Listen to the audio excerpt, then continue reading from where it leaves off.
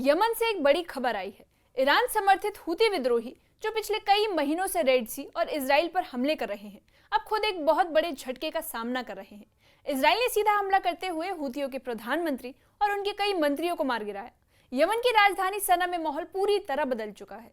एक तरफ लोग अपने नेताओं के जनाजे की तैयारी में हैं, तो वहीं दूसरी तरफ हूतियों ने गुस्से में संयुक्त राष्ट्र की एजेंसियों के दफ्तरों पर धावा बोल दिया और कम से कम 11 यूएन कर्मचारियों को पकड़ लिया। अब सवाल यह है कि ये पूरा मामला केवल यमन और हूतियों तक सीमित रहेगा या फिर पूरी दुनिया को इसमें खींच लाएगा। आइए समझते हैं पूरी कहानी आसान भाषा में। न्यूज़ 18 के सोशल मीडिया प्लेटफॉर्म पर आपका स्वागत है। मैं आपके साथ साइमा परवीन।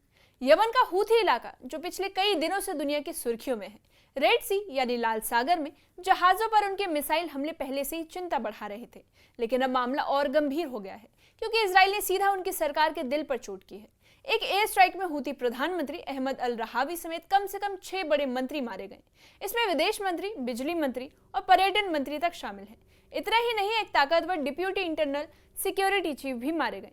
यह हमला उस वक्त हुआ जब हूती नेता अपने एनुअल परफॉर्मेंस की समीक्षा बैठक कर रहे थे। यानी इजराइल ने यह संदेश दिया है कि वो हूती नेतृत्व को बिल्कुल सुरक्षित नहीं रहने देगा। इस हमले ने हूतियों के पूरे संगठन को हिला कर रख दिया है। प्रधानमंत्री और मंत्रियों की मौत का मतलब है विद्रोही सरकार की रीढ़ की हड्डी टूट गई है। राजधानी सना में लोग बेहद गुस्से और दुख में हैं। वहीं सोमवार को सबका सामूहिक जनाजा सबीन स्क्वायर में होगा और वहां लाखों लोगों के जुटने की संभावना जताई जा रही है। इजरायली स्ट्राइक में जहां कई लोग मारे गए, वहीं कुछ बड़े नेता बच गए हैं। जैसे रक्षा मंत्री मोहम्मद नासिर अल अतफी सुरक्षित निकले हैं, लेकिन इंटीरियर मिनिस्टर अब्दुल करीम अल हूथी जो ग्रुप के सबसे ताकतवर चेहरों में से एक हैं, बैठक में मौजूद ही नहीं थे। इससे साफ है कि हूतियों के बीच भी अब अंदरूनी खींचतान बढ़ सकती है।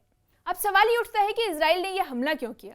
दरअसल कुछ दिन पहले हूतियों ने इजराइल पर सीधा बैलिस्टिक मिसाइल दागा था, और वो भी क्लस्टर बम से लैस, और टारगेट था तेल अवीव का बेन गुरियन एयरपोर्ट।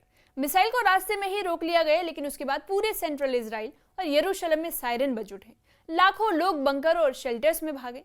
ये 2023 के बाद पहली बार था कि हूतियों ने इतनी बड़ी मिसाइल से हमला किया। इजराइल ने इसे रेड लाइन माना है और जवाबी कार्रवाई की है। नतीजा ही वही हुआ जो सीधा हूती सरकार की मीटिंग पर स्ट्राइक हुई। आपको बता दें कि इसे बदले की कार्रवाई माना जा रहा है। इजरायली स्ट्राइक के तुरंत बाद हूतियों ने भी जवाबी कदम उठाए, लेकिन उनका गुस्सा सीधे यूनाइटेड नेशंस की एजेंसियों पर फूट पड़ा। वहीं रविवार सुबह उन्होंने राजधानी सना में World Food Programme, World Health Organization और यूनिसेफ के दफ्तरों पर हमला बोल दिया। ऑफिस की इमारतों में घुसकर स्टाफ से पूछताछ की और कम से कम 11 यूएन कर्मचारियों को पकड़ लिया।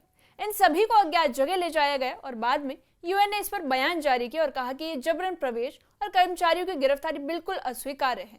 सिक्योरिटी काउंसिल ने हूतियों से तुरंत और बिना शर्त सभी लोगों को रिहा करने की मांग की है। तो अब जरा सोचिए, एक तरफ प्रधानमंत्री और मंत्रियों की मौत पर लोग मातम मना रहे हैं, तो वहीं दूसरी तरफ हूतियों ने यूएन के ऑफिस में ताला ठोक दिया है। लोग ये सवाल पूछ रहे हैं कि आखिर अंतर्राष्ट्रीय संस्थाओं को क्यों निशाना बनाया गया। दरअसल हूतियों का तर्क है कि यूएन और दूसरी एजेंसियां अक्सर सऊदी अरब और उसके पश्चिम देशों के लाइन पर काम करती है, इसलिए वो इन्हें दबाव बनाने का एक जरिया मानते हैं। आपको बता दें कि सच्चाई क्या है, तो सच्चाई यही है कि इससे सबसे ज्यादा नुकसान आम यमनी को हो रहा है। जिन एजेंसियों पर रेड की गई वो खाने पीने का सामान, दवाइयां और बच्चों की मदद पहुंचाती थी। यानी हूतियों का यह कदम खुद उनकी जनता पर ही बोझ बढ़ रहा है। संयुक्त राष्ट्र महासचिव एंटोनियो गुटेरेस ने इस पूरे मामले पर कड़ा बयान दिया। उन्होंने साफ कहा कि 11 स्टाफ की गिरफ्तारी अस्वीकार्य है और उन्हें तुरंत रिहा किया जाए। ग्यूटेरेस ने यह भी बताया कि हूतियों ने दफ्तरों में घुसकर जबरन ताले तोड़े, स्टाफ की पूछताछ की और यूएन की प्रॉपर्टी पर भी कब्जा कर लिया। ये पहली बार नहीं जब हूतियों ने ऐसा किया हो। आपको बता दें कि इससे पहले उन्होंने कई बार UN staff, civil society worker और यहाँ तक कि बंद पड़े अमेरिकी दूतावास के लोगों को भी पकड़ कर रखा। और यही वजह है कि अब अंतर्राष्ट्रीय स्तर पर हूतियों की छवि और भी खराब होती जा रही है। अगर हम थोड़ा पीछे देखें तो हूती और रेड सी यानी लाल सागर का सीधा कनेक्शन निकलेगा।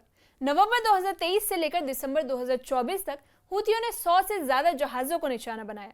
कभी मिसाइल, कभी ड्रोन से अटैक किए गए और इनमें से 4 जहाज डूब गए और कम से कम 8 नाविक मारे गए। हूतियों का कहना है कि उनका टारगेट सिर्फ वही जहाज है जो इजराइल या उसके व्यापार से जुड़े हैं, लेकिन असल में इसका असर पूरी दुनिया पर पड़ा। अब आपको बता दें कि इसका असर क्या हुआ, तो इसका असर पूरी दुनिया पर पड़ा। तेल और माल ढुलाई वाले जहाज रेड सी के रास्ते से जाने से डरने लगे, शिपिंग रूट बदलने पड़े और इसके दाम बढ़ गए। यानी यमन के विद्रोही सीधे सीधे दुनिया की अर्थव्यवस्था को हिला रहे हैं। अब जो हमला हाल ही में हुआ उसका टारगेट था स्कारलेट रे, एक ऑयल टैंकर। ये लिबेरियन झंडे वाला जहाज है, लेकिन उसकी owner company eastern Pacific shipping है और ये कंपनी सीधे तौर पर इजरायली अरबपति इदान ओफर के कंट्रोल में है। हूथियों ने आरोप लगाया कि यह जहाज इजराइल से जुड़ा है, इसलिए उस पर मिसाइल दागी गई। हालांकि अभी तक जहाज को कितना नुकसान हुआ ये साफ नहीं है। ब्रिटिश मिलिट्री की UKMTO एजेंसी ने बताया कि जहाज के पास धमाका हुआ और पानी में बड़ा स्प्लैश सुनाई दिया, यानी मिसाइल बहुत करीब से गुजरा। इस घटना ने साबित कर दिया है कि हूथी अभी भी रेड सी पर पूरी तरह एक्टिव हैं। अब आपको बता दें कि हूथियों के इस पूरे संघर्ष का सीधा रिश्ता ईरान से निकला है। दरअसल ये विद्रोही पूरी तरह ईरान समर्थित हैं और उन्हें हथियार, तकनीक और ट्रेनिंग वहीं से मिलती है। जब अमेरिकी राष्ट्रपति डोनाल्ड ट्रंप के समय पर हूथियों पर लगातार हवाई हमला किया गया था, लेकिन फिर एक सीज फायर घोषित किया गया। हालांकि हाल के हमलों के बाद फिर से सब कुछ बदल गया है। अब इजराइल और हूथियों के बीच सीधा टकराव हो रहा है और पीछे पीछे अमेरिका और ईरान भी इसमें शामिल हो रहे हैं। और यही वजह है कि कई एक्सपर्ट्स कह रहे हैं कि ये मामला सिर्फ यमन का नहीं बल्कि ये पूरे मिडिल ईस्ट की स्थिरता को हिला सकता है।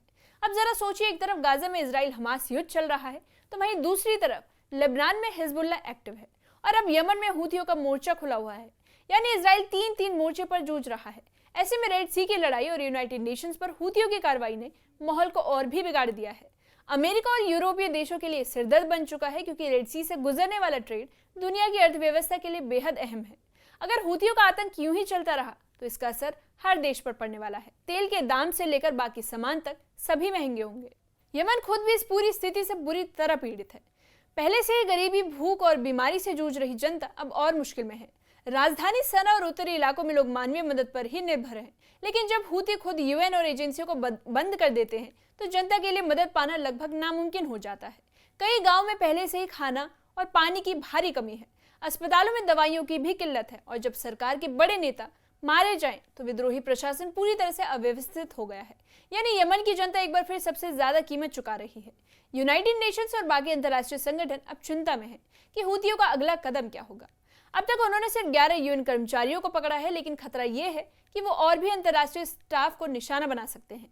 इससे विदेशी एजेंसियां यमन से अपना काम पूरी तरह रोक सकती है और अगर ऐसा हुआ तो लाखों लोग भूखे मरने के कगार पर पहुंच जाएंगे। और यही वजह है कि यूनाइटेड नेशंस के महासचिव ग्यूटेरेस और उसके कई देशों को कड़ा संदेश भेज रहे हैं कि हूती तुरंत अपने कदम पीछे लें। अब आपको बता दें कि गुरुवार को हुई स्ट्राइक और रविवार के रेड्स के बाद अब यमन पूरी तरह तनाव में है। राजधानी सना में सुरक्षा कड़ी कर दी गई है। हूथियों ने अपने चेक पॉइंट्स बंद कर दिए हैं। हूती नेता खुलकर कह चुके हैं कि उनकी लड़ाई जारी रहेगी और वो किसी भी हाल में पीछे नहीं हटेंगे। उन्होंने फिर धमकी दे दी है कि इजराइल से जुड़े हर जहाज को डुबो दिया जाएगा और जब उनके नेता मारे जाएं तो उन्हें समर्थक और आक्रामक हो सकते हैं। यानी आने वाले दिनों में रेड सी और वेस्ट एशिया का माहौल और ज्यादा गर्म होने वाला है। इस पूरे घटनाक्रम ने एक बड़ा सवाल खड़ा कर दिया है कि क्या यमन अब एक नए बड़े युद्ध के मैदान में उतरने वाला है। हूती पहले ही गाजा युद्ध को लेकर इजराइल को खुली चुनौती दे चुके हैं। अब जब उनके प्रधानमंत्री और मंत्री मारे जाएं तो जाहिर है कि बदले की कार्रवाई और भी तेज होगी। वहीं दूसरी तरफ यूनाइटेड नेशंस और मदद करने वाली एजेंसियां खुद खतरे में हैं। अमेरिका, ईरान और इजराइल के बीच टकराव बढ़ रहा है और अगर हालात ऐसे ही बिगड़ते रहें तो इसका असर सिर्फ मिडिल ईस्ट पर नहीं बल्कि पूरी दुनिया पर पड़ेगा।